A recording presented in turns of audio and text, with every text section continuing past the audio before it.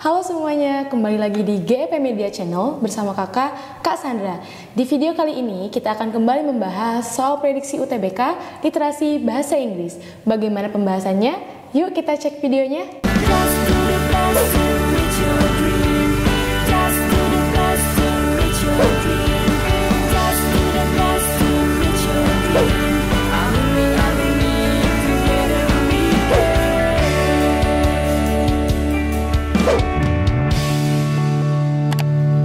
Kapan lagi kamu bisa ikutan tryout UTBK gratis di GP Media? Kalau bukan sekarang, ikuti syaratnya dan kirim bukti screenshot di gpmedia.id ya, jangan sampai ketinggalan. Buat kalian yang lagi cari tryout SNMPT dan ujian mandiri untuk masuk PTN, kita punya solusinya.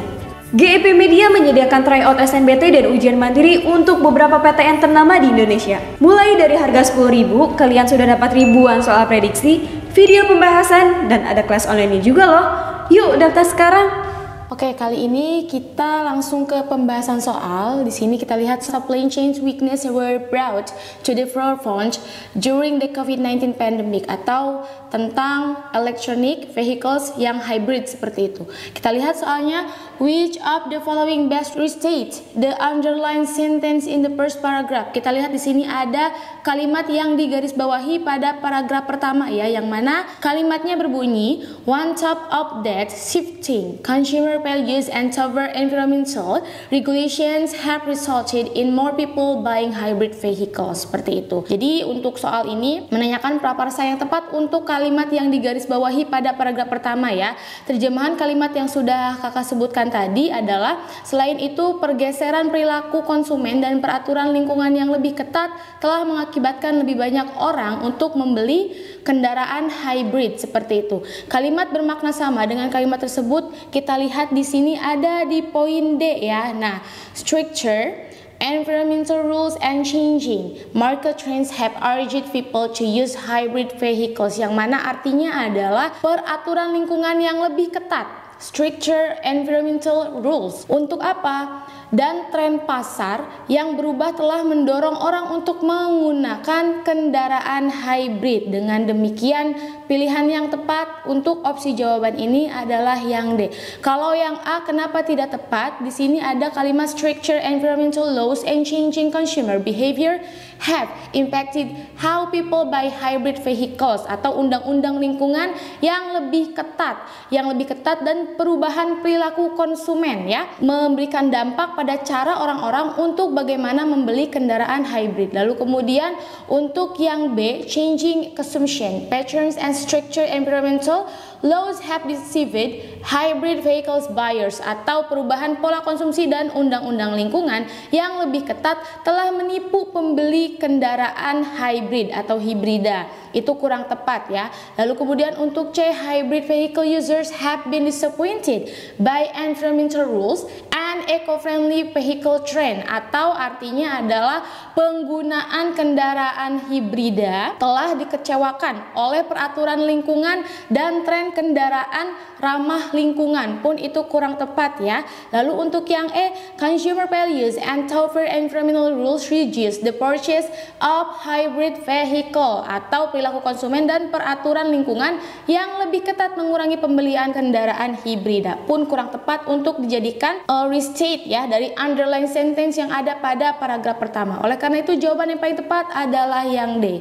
Kita lanjut ke soal selanjutnya. Di sini ada bacaan yang mana pada kalimat pertamanya menyatakan loneliness and social isolation in older adults are serious public health risks affecting a significant number of people in the United States and putting them at risk for dementia and other serious medical condition. Jadi ini tentang isolasi sosial atau kesendirian, seperti itu ya. Kita lihat soalnya, to whom is the text likely addressed ya. Jadi soal ini menanyakan tentang sasaran pembaca pada bacaan tersebut, seperti itu. Nah, secara umum teks bacaan membahas tentang rasa kesepian atau isolasi sosial yang dialami para lansia yang berdampak buruk di kesehatan mereka, itu dapat ketemukan di kalimat awal yang ada pada paragraf pertama ya.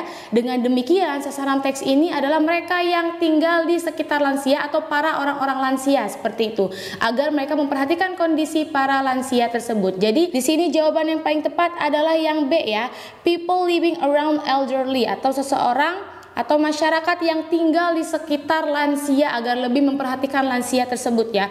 Pilihan A di sini family staying with elderly, atau keluarga yang tinggal dengan lansia tahu persis kondisi lansia di rumah mereka karena mereka setiap hari berinteraksi ya dan merawat para lansia ini. Para lansia pun tidak akan merasa kesepian karenanya. Dengan demikian keluarga-keluarga tersebut bukanlah sasaran dari artikel ini ya. Jadi ini kurang tepat. Kalau untuk yang C, pensioners who have just left their jobs, atau para lansia ya. Para lansia juga bukan merupakan sasaran dari artikel ini karena mereka lah yang merasakan kesepian. Otomatis ini bukan merupakan tujuan utama atau pembaca ya dari bacaan tersebut. Maka dari itu kurang tepat. Yang D pun hampir sama dengan C ya. Senior citizen living alone in the suburbs, atau ini disebut juga sebagai lansia ya. Kurang tepat. Lalu kemudian yang E, employers having old workers in their companies, atau hubungan antara atasan dan juga karyawan yang bersifat profesional tidak masuk akal jika atasan memperhatikan keseharian karyawannya di luar